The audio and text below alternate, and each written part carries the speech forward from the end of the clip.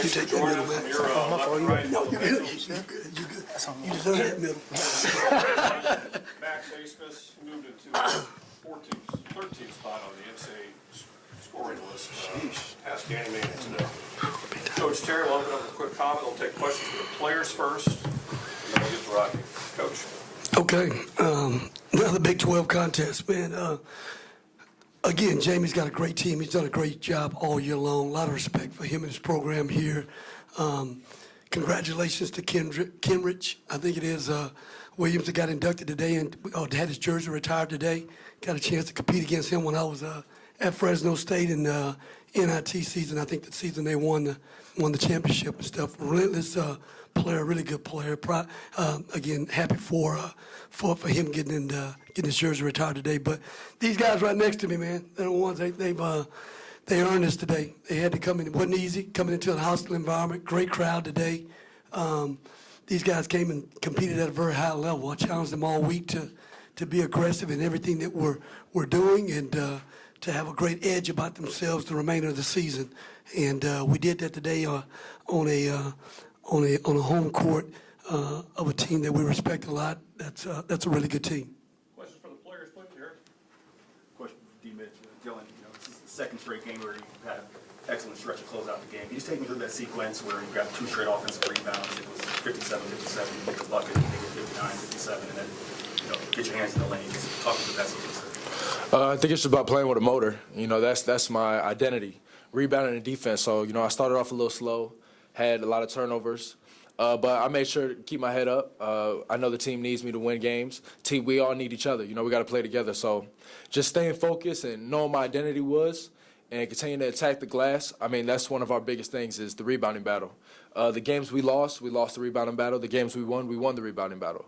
So I think for our team, that's what it comes down to. So just playing with a motor, every time I step out there. Max, you're, I think 3 of 11 for 8 points, with like 3 missed to go in the game. What got you going down the stretch, and how did you not get frustrated with how the first part of the game? I mean, just understanding it's a long game. The first half didn't, make too many shots. Also, the beginning of the second. But, I mean, really just staying with it, continuing to make the right play, and, was able to get to the free throw line a little bit, kind of get me going and see the ball go in a little bit. This question for both Dylan and Max. With Kendall in the starting lineup, is there just kind of a feeling of need to bring a defensive intensity that rubs off on all you guys out there? Max first. I mean, Kendall's been big for us all year, and whether Kendall's starting or coming off the bench, he's going to bring that intensive defensive energy, intense, and crash the glass. And so, we feed off his energy, and it's been big for us this year. I mean, yeah, like Max said, we tend to feed off each other's energy. When, one guy's coming out with that physical mindset and just playing hard, the whole team feeds off it. And then, it's over when you got 5 guys playing together, playing hard with that physical mindset. And the main thing is having that, defensive mindset. So that's something Kendall brings for us every night. He plays hard every night. There's never a time we got to question his motor. And that's just something he brings to the team that, we need. Mitch, when did you know that, okay, Max is heating up? Was there a moment down that stretch you're like, all right, he's kind of got his skill? I think probably, you never know with Max, man. I don't know. I don't know it, but I know when he had that and one, late in the game, I think it was tied or something, he had that and one. That's when I kind of could see it like, it's starting to click for him. And then, we tried to draw up a couple plays to get him going.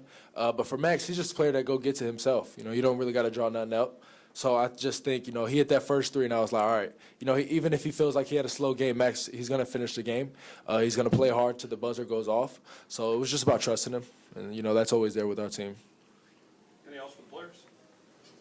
Thank you, gentlemen. Questions for Coach? That boy. Eric, go ahead. RT, after the stretch where they went up 14-4, it seemed that team was really locked in defensively. That kind of.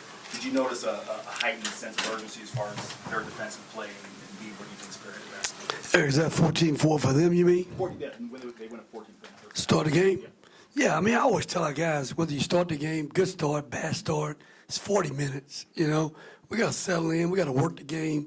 We got to value taking care of the ball. We got to get more physical. And that was the message. I mean, no one's going to – I always said, our guys, no one's going to knock anybody out in the first 4 minutes. We're in the Big 12. you got to play this thing to the bone. We call it to the bone. Play it all the way to the end, right? And we just got to work the game. We got to settle in, and we got to play. We got to sit down. Can't give them anything easy in transition, and just work the game. Coach, was there a moment down the stretch like what I asked D-Mitch when you thought, okay, Max is starting to get going now. He's had a slow game.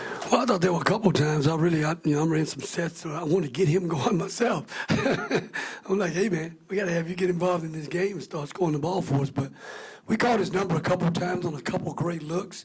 One time we got him right downhill to the basket. I thought he had a great opportunity to shoot the ball, but he got downhill.